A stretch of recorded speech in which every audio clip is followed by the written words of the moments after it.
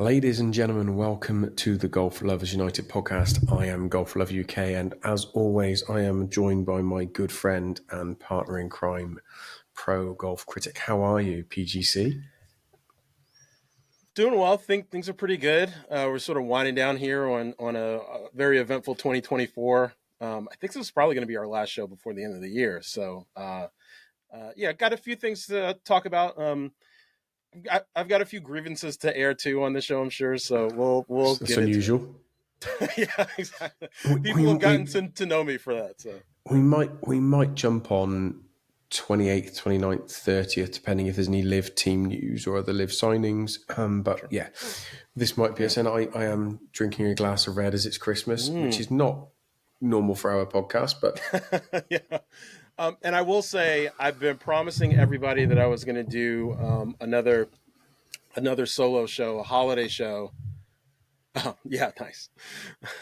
It's for those on the audio only. I'm holding up a bottle of Ripper Shiraz. It's a South Australian Shiraz, and it's literally called Ripper.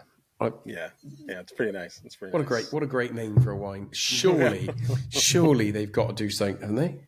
The Ripper and that. You would, and that you would think there would definitely be some co-branding opportunities there, but you never know. There's going to be a lot of business stuff on the LIV front that's going to happen over the next couple of years, and I'm really, really excited about everything coming to fruition as these barriers that we've been talking about for a year on this podcast slowly but surely get taken away. So you were saying about your solo show. You're going to do another solo rant, as I like to call it.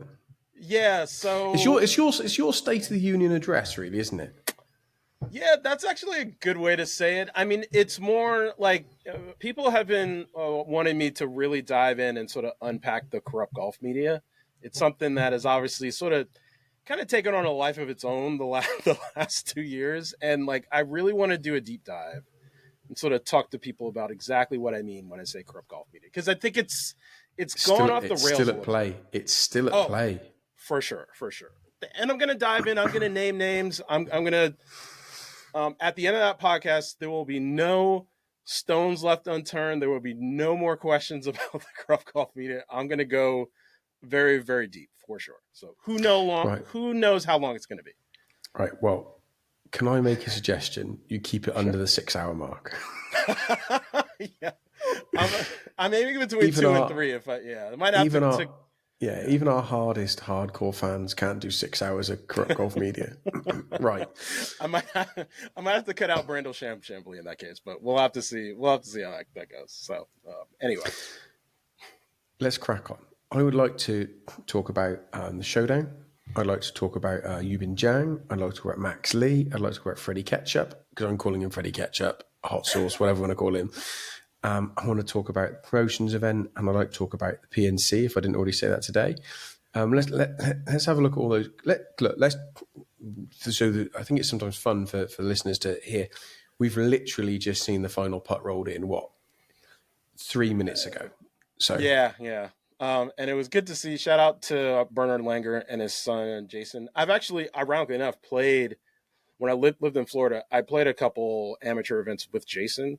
So I was actually kind of rooting for the Langers, probably for the first time ever. But it is what it is. The thing I want to caution fans about is, and it's something we both have seen in the media ever since the PNC's been going down. Like, Tiger hits a couple good shots, and all of a sudden people are overhyping it, and they're like, oh, win number 83 is right around the corner, or he's going to win another major. And it's like, people just need to pump the brakes on this stuff. It's part of the reason why let's do Tiger. Let's do Tiger in a second. Yeah. So the PNC, I know that. The PNC, I actually have always quite liked it. I think it's a great fun hit and giggle, and that's what it always has been.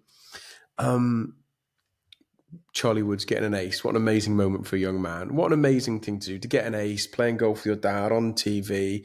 Like, I think probably, who knows how the kid will train on, but he hasn't done brilliantly in other events, and he's done okay. And it's yet to be seen if he's going to have a professional career, right? But that's yet to be seen.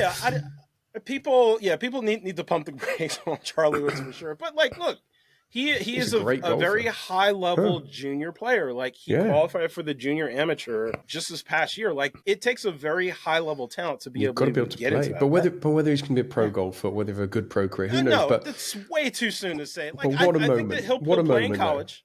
What a I think he'll moment. play. Like what a moment that is. Just to get a, like, regardless of what happens in your career, like to beat that moment, you'd need to almost become a professional golfer and have a 10, 15-year career with a couple of wins to beat the moment of getting a hole in one with your dad on TV. Like, it's such a massive thing for him to do. I just think, what a great Yeah. thing. Yeah. And what about Patty Harrington too? Like, I mean, there were 2 hole in ones today, which is crazy. The media And you know, covered them even. The media covered them evenly, though, Jay. yeah, What I thought was that's why really I tweeted about yeah. one and didn't tweet about the other Yeah, because what I thought was very interesting was how both hole-in-ones were both evenly covered. They had the same amount, exactly the same amount of coverage. I the might whole be being Tiger thing, sarcastic, but yeah, the whole Tiger Mania thing, and it's going to Charlie. I mean, I've talked about this a lot. It's just too much for me. And it's part of the reason why I have tried to do my best to not talk about Tiger, just because I think that he is. I don't think he's going to be like a competitive player anymore. So it's like I like seeing him out there. Don't get me wrong. Like I've said a million times, I'm always going to be a Tiger fan. Is Tiger as high up on my list as he used to be? Absolutely not. For a variety of reasons that I've talked about a million times, I don't really want to get into again, because I still think that he owes a lot to the fans and the media from everything that happened in 2021. We're not going to get into that because maybe I'll save that for another solo podcast, because I don't want anybody else associated with me sort of going that hard at a player. So we'll have to see. But I think that the media sort of overhyping Charlie Woods is a huge, huge problem. Like he's only 15 years old. I want to see people just let him have his time, let him mature as his own at his own rate. Don't put any additional expectations on him because he's 15. He's a very good player at that age. I think he'll probably play college golf. I'd be shocked if he doesn't already have basically a verbal offer from Stanford. So I mean, we'll have to see. But yeah, it was a good moment. just All joking aside, it was a does great moment for. does Stanford have academic credentials? I was, people who watch the show regularly know that I'm a big NFL fan. Obviously, there's some colleges like Notre Dame and others that have got bigger. That you don't. It's not just being a good football player. You've got to be able to have the academic credentials. Does Stanford have that on their golf? Not really. Like Because Notre Dame do not. They do here's not flex that on the football, do they? Notre Dame, you've got to be a good no. student. Here's the look. Having gone to Duke, I know you hate me talking about Duke, but it's 100% relevant in this particular case. How many minutes in, folks? Yeah, okay. Yeah, we're only a couple minutes in, 8 minutes in. However, look, you're the one that brought up colleges, so I know that college athletes are graded on a different standard than just your normal run of the mill student. So exceptions are made. He's obviously a legacy, which is a huge, huge advantage. He's a very good golfer. A lot of these teams, they have, 8, 9, 10 players. So like they can always bring in someone that's maybe not like at the level of like their sort of top talent. Except he's a very good player. Like I said, I think there's, and I'm sure academically he does fine. He seems like he's a smart kid. I think he's got, 2 parents that like, I'll push him to do well academically, I think. So I think he'll be fine. Yeah. Well, look, we can touch on Tiger again in a second, and obviously just about the Tiger effect on Charlie. Maybe not much more on Tiger, but we certainly can. I just find the PNC loving hard to take. This is from a guy, I like the PNC. I've watched the PNC, watched maybe 2.5, 3 hours, 2 hours of it today, not 3 hours, 2 hours of it today. I enjoy the event. I love the spectacle of the event, of the old champions coming back with their sons or their daughters or their fathers or their whatever. Love it. Love it. Fantastic. 2 things. One, the fact the PGA Tour made so much of it is great because it's their event, but didn't even bother to promote the Showdown, which had their 2 biggest stars in it. I find just ridiculous. And Yeah. some of this corrupt golf media you're going to cover in your rant, I was going to say something profane, but I try not to. The sheer nauseating loving for the PNC, taking it so over the. It didn't happen 2 years ago. Pre-LIV, the PNC was seen as a hit and giggle, barely got talked about. And now it's almost like some not anti-LIV, that's wrong, that's incorrect. Some like over the top, push it, like it's a great PGA. I jokingly sent you a text today saying, Christ, I didn't know the fifth major was on. Like they make more about the PNC Yeah. with I think I counted 6 active players. Yeah. It includes Champions Tour. 6 active players on a PNC, was it 7, versus the John Deere or the Sanderson Farms, whatever it might be. That more fuss was made today and yesterday. And people say, oh, it's the only thing that's on. Well, when the Sanderson Farms on or John Deere's on, there are some opposite field events. Obviously, I've chosen one opposite field event, obviously, what an idiot. But you know what I mean? There's no fuss being made of them. Yeah. And it just galls me. Yeah. It's And the second thing is, the PGA Tour have just taken in excess of $1 billion off PIF because they need the money, right? We're meant to be moving into a more blended landscape. Just give Greg Norman and his son an invite. Just if you want to move holding hands forward and you want to be showing togetherness, promote the Showdown a quarter of much as the PNC and invite Greg and his boy. No, I agree, but Greg Norman is always going to be a part of this event because he's the course designer at the Ritz-Carlton where they have this event in Orlando every year. So they can't escape Greg Norman. It's his course. Yeah, it's his course. So they can't escape it. Unfortunately, as is this. I don't have a Ritz-Carlton, so I put my Champions Gate on in honor of Greg's course design for today. Nice, yeah. No, everybody knows how we feel about Greg Norman. He's one of the best leaders in golf, one of the greatest players of all time. I will say, I haven't told him this to his face yet, but not a huge fan of his course designs. That'll be something that I sort of pick up at another time. But when we clip this out, I am the complete opposite. You know that. I've played 3 Greg Norman design courses, and I think he's woefully underrated. I think that he's one of the best courses. Champions Gate International is a faultlessly designed course. It's absolutely incredible. Allegedly. No, look, it's fine. It's. I'm just not as much of a fan of some of the modern designs. In terms of modern designs, I'm more of a David McClay Kidd guy. In terms of older designs, I'm a big Alistair McKenzie guy. So that's just kind of personal preference, really. So it is what it is. I'm not a real fan of Jack Nicklaus courses either, if we're going to be honest. And I haven't played any Tiger Woods designs yet, but I have a feeling I'm probably going to like those a little I've played a Jack Nicklaus course in the UK, mate. Dreadful. Yeah. Absolutely awful. Mate, honestly, St. Mellion's one of the worst courses I've ever played. It's about 19,000 yards long and about 4 inches wide. It's like, mate, give me a chance. I think, all jokes aside, when I played it off the yellows, or I think I played like a yellow-white hybrid in a tournament where, the organisers moved the tees a little bit. Yeah. It was like 6,800 yards long, but it was tight as hell.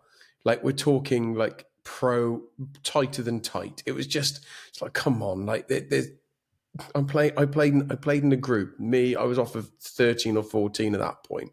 I played with a 23 handicapper, and like, it was no fun for him. Just like no fun at all. Like, he can't get anywhere. He couldn't get any. I think there's 6 par 4s he just couldn't physically reach. Yeah. Like, no matter how, if he went driver, he won't get in there. And he had to his driver on 2 of the holes into like a 15-yard window.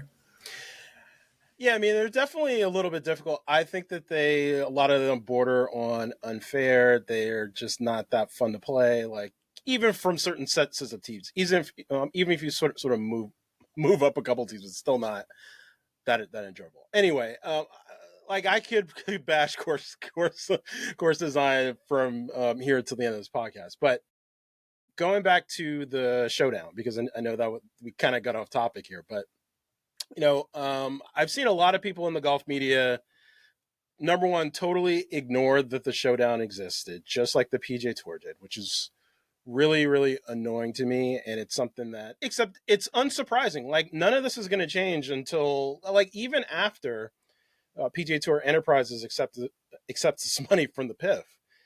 It's going to take a while for the media to sort of catch up to it, too. Like, that's the other thing we have to be on the lookout for. Like, it's not going to be this, like, immediate switch thing. Like, it's going to take a little bit of time because the media has been so negative for 2-3 years that, like, it's going to take them a little bit of time to catch up. It just is what it is. Me personally, I really enjoyed the Showdown. It was something that I know a lot of people are bagging on the linear ratings, but linear ratings are not everything in golf anymore. Like, if you go on the Bleacher Report YouTube page, it's got almost 1 million views, the highlights. So it's like, I think it might even be more than a million views. And also, like, my big criticism of the Showdown, look, and I've said it, I've been really blunt about it. I don't like swearing, you know that. Not on here. I personally love it. I think you love swearing, actually. In person. When do you hear me swear on here or on Twitter? When do I ever swear on there? Face to face, all the time, relentless. The Showdown made an absolute cock up with distribution. You couldn't watch it in Canada. You couldn't watch it in Australia. You couldn't watch it in the UK. Yeah. Like, you couldn't watch it in some of the Far East countries. Like, are you taking a piss? You've got 4 of the biggest 6 to 8 names in golf. Fair. And virtually all of the major golfing nations that aren't America can't watch it. You think of the golfing nations, England, Scotland, huge. Ireland, huge, can't watch it. Rory's home nation, can't watch it. Australia, New Zealand, South Africa, can't watch it. It's fair. You're taking a piss. If you want people to watch an event, put it on a station or make that station have the ability to do it, or say, okay, TNT, you can't distribute it. Lock down your YouTube for the night on your geographical regions and let everyone else watch on TNT YouTube. Utter bullshit. What I had heard, and I was surprised they didn't integrate it at all, because I heard when this was announced in early September that Bryson's YouTube channel was going to be involved in this.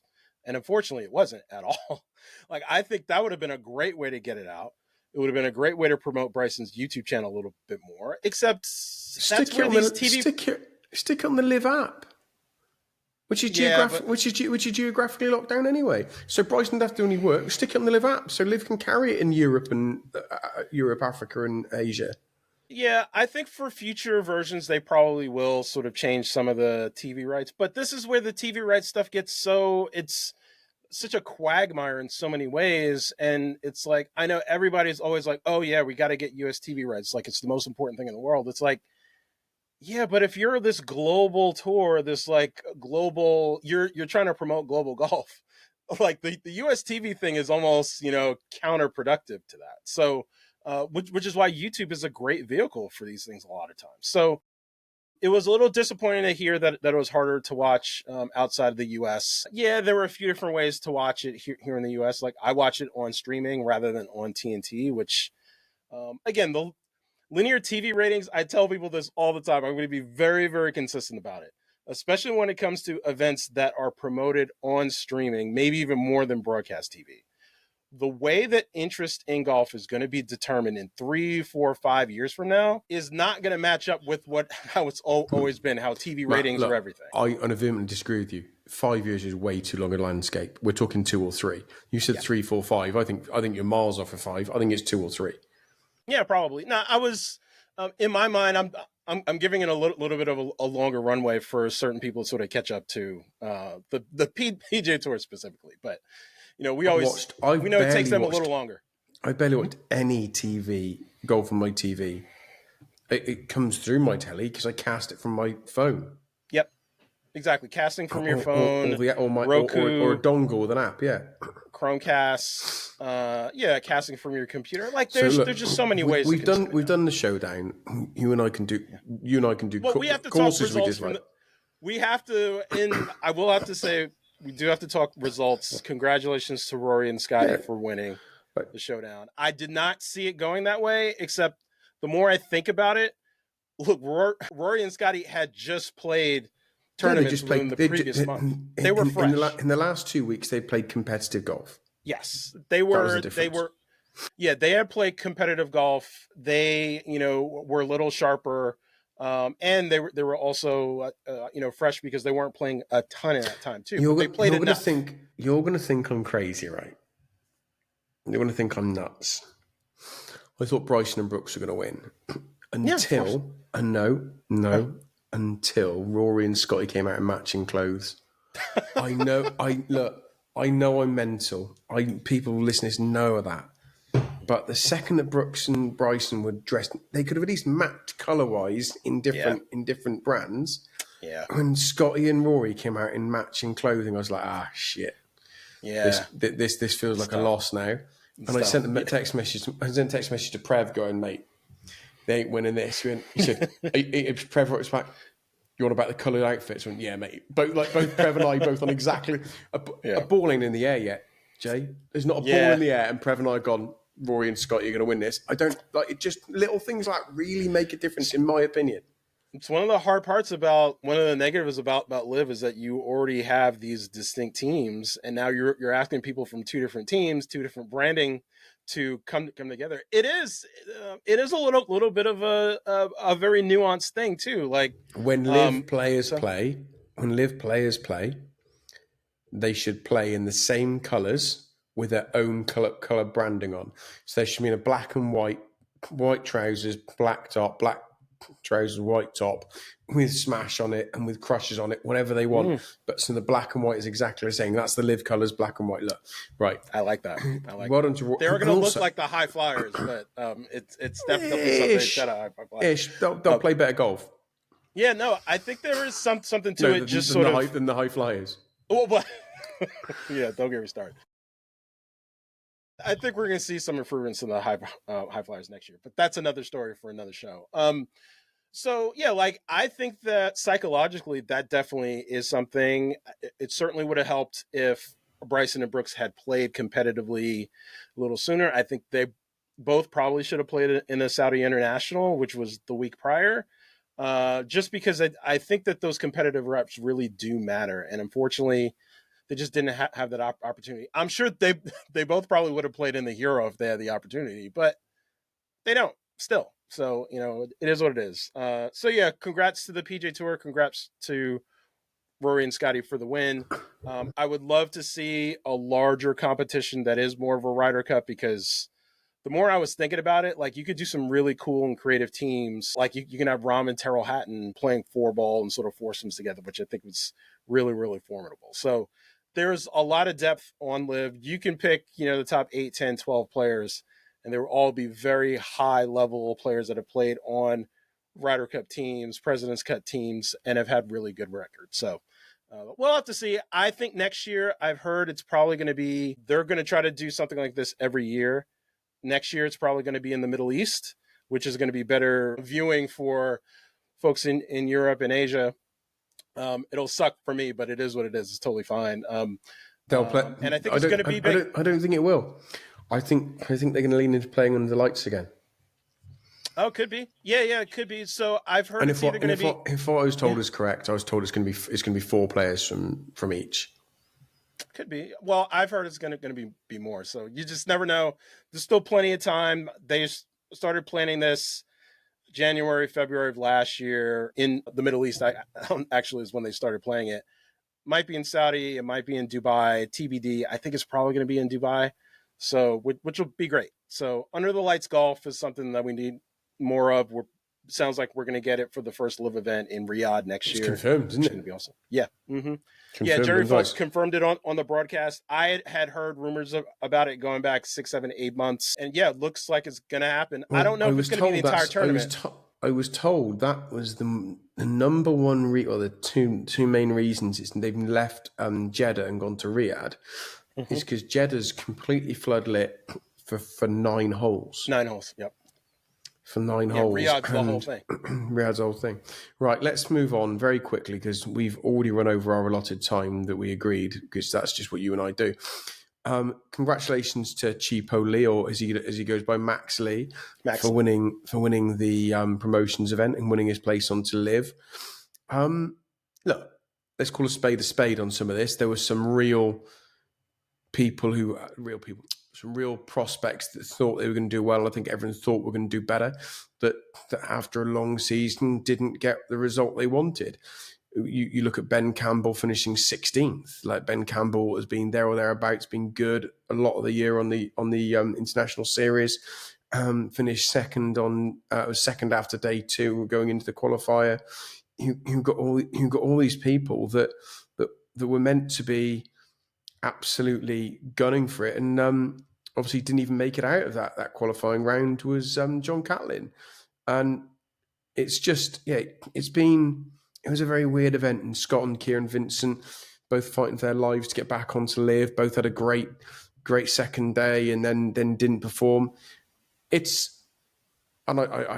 caught up with Wade Ormsby just for 5 minutes, and like, Wade didn't perform as he wanted to, and it's a brutal format, isn't it?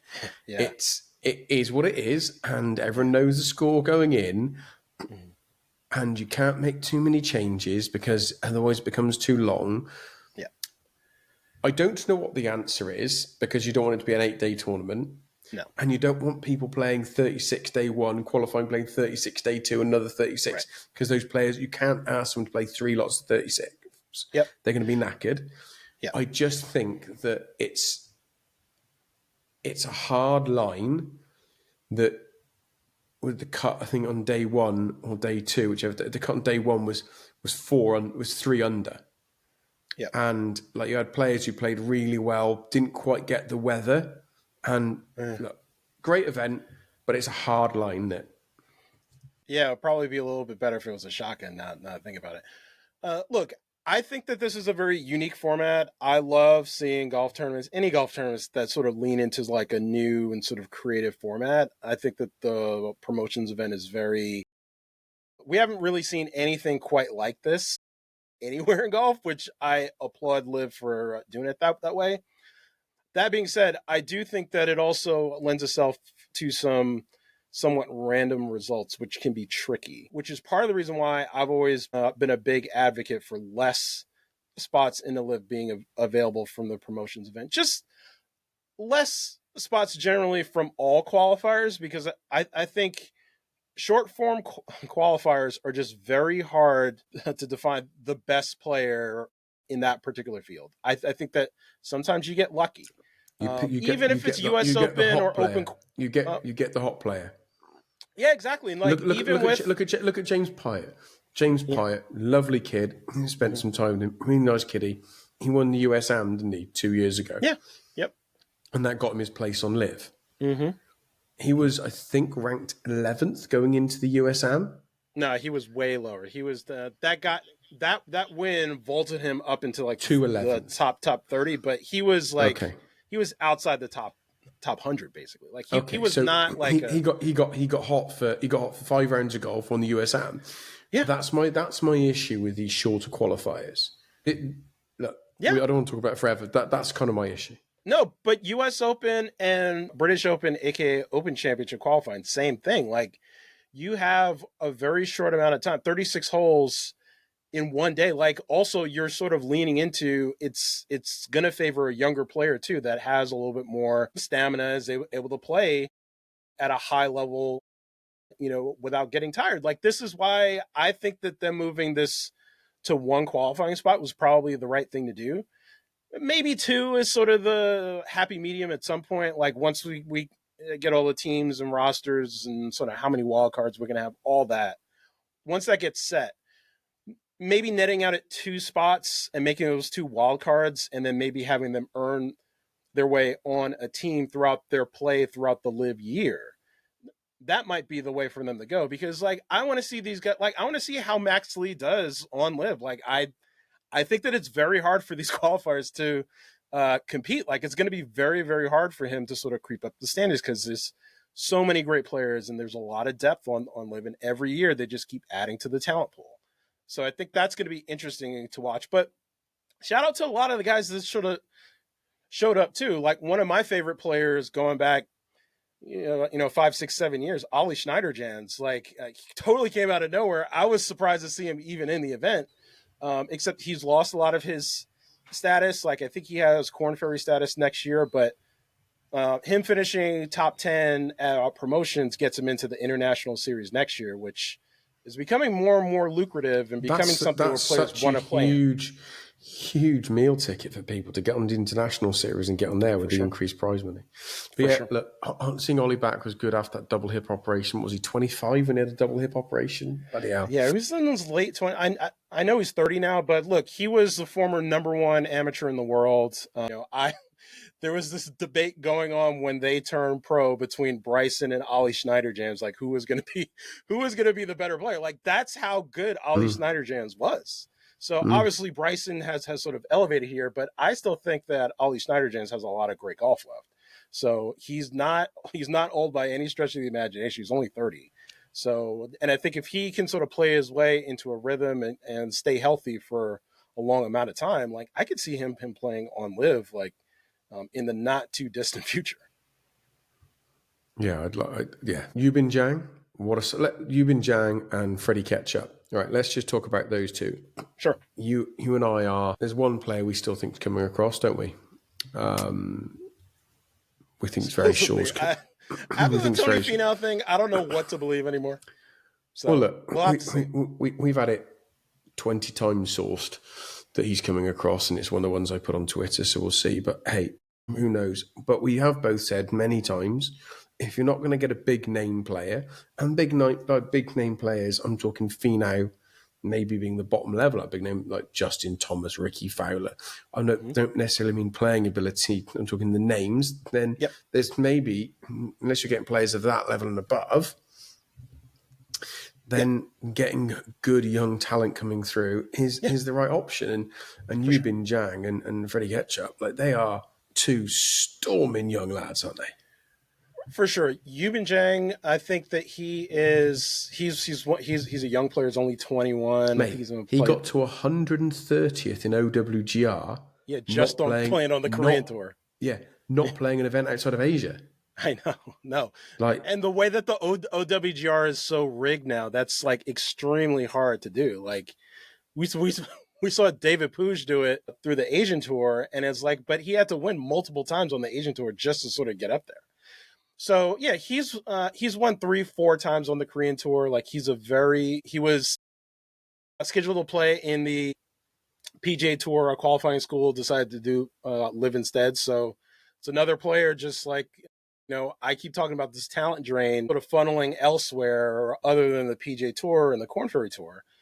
This is a great example of a name doing that. So, and I think, Freddie Ketchup, kind of the same thing. He played golf at Florida State.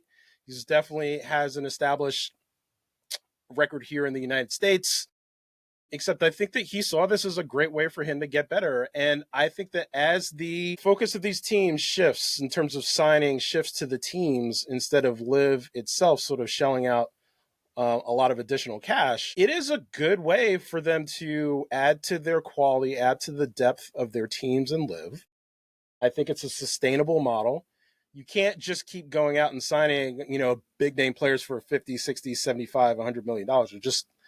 It was never going to work that way. So granted, I still think that there are players out there worth that amount of money, except we'll have to see exactly how LIV handles that if we are going to get that 14th team that we keep talking about. Again, I think all this stuff is sort of pending the finalization of the deal. So, and until we get that, I think that we're probably going to stay where we are and then just kind of see how it nets out.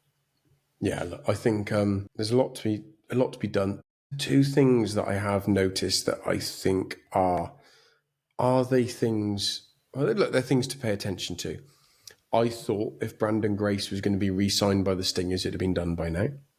And I thought if Matt Jones can be re-signed to Rippers, it would have been done by now. I know that Cam's come out and said that Matt Jones is coming back. I know he has. And I know that the Stingers have made noise they want Brandon Grace back. Yep. But it's 8, 10, 15 days since these comments were made and nothing's happened. I'm not pressing alarm bells. I'm not being antagonistic. I'm just saying Yeah. as a golf commentator, I hate people say journalists. We're not journalists. We're just two blokes chatting about golf. But I would have expected to see something by now, Jay. Yeah, It doesn't mean it's not happening. It doesn't mean it's not happening. Right. But if I'd said to you 8 days ago, are Grayson Jones signed before Christmas? You'd have gone, yeah. Probably. However, and that still may happen. Look, we still got 3 days left, but I think that it'll probably get done before the end of the year. If I had to guess, it seems like LIV is sort of giving each one of these teams a little bit of a window to sort of announce their signings, just like the Ironheads just did, just like the Cliques just did. And look, there's still, 3, 4, 5 teams that have to announce their final team. Crushers just announced, confirmed that all 4 of their players, even though they had verbally confirmed, and we all knew and thought that the Crushers were going to keep their teams, but like it wasn't officially official until like a day or two ago. So, and look, there's still a lot of teams that have to figure it out. Like Legion hasn't announced yet. Ripper, we already talked about. Smash sounds like they're going to stay the same, but TBD. Torquay is going to stay the same. Fireballs still have a spot, obviously. Stinger hasn't announced. Cliques just announced. Range Goats, we don't know. Four Aces, we don't know. And High Flyers, we don't know. So, that's 6, 7 teams where we're not sure. So we don't know if AK is going to join a team or be a wild card. Right. I've got to go. You've got to go. We're already 14 minutes over what we said we were going to do. Ladies and gentlemen, I promise you we will be back. Maybe Jay and I jump on for 20 minutes between Christmas and New Year if there's any news. I'm going to go play golf tomorrow. It's my birthday. Happy birthday. 36, hey? Right. Now, are you playing 36 or are you trying to say your thing? Okay. No, I'll take 36 points in Stableford. Not that you guys ever play Stableford. Right. On that note, I'm definitely going. Goodbye, everybody. Take care.